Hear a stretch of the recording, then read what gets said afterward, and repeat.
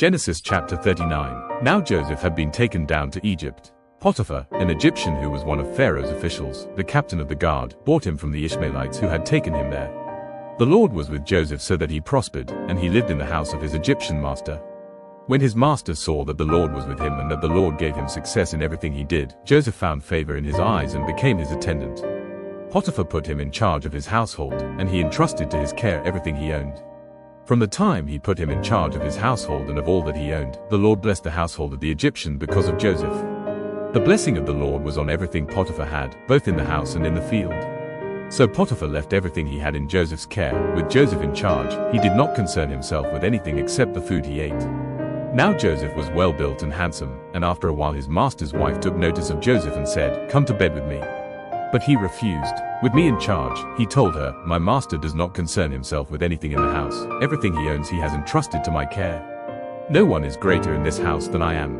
My master has withheld nothing from me except you, because you are his wife. How then could I do such a wicked thing and sin against God?" And though she spoke to Joseph day after day, he refused to go to bed with her or even be with her. One day he went into the house to attend to his duties, and none of the household servants was inside. She caught him by his cloak and said, "Come to bed with me." But he left his cloak in her hand and ran out of the house.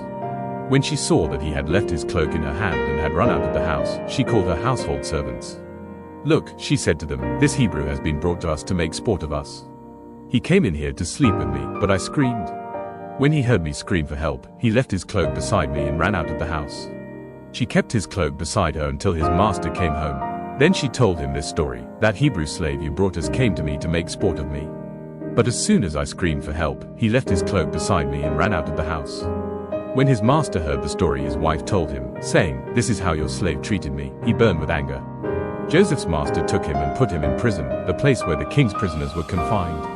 But while Joseph was there in the prison, the Lord was with him. He showed him kindness and granted him favor in the eyes of the prison warden. So the warden put Joseph in charge of all those held in the prison, and he was made responsible for all that was done there.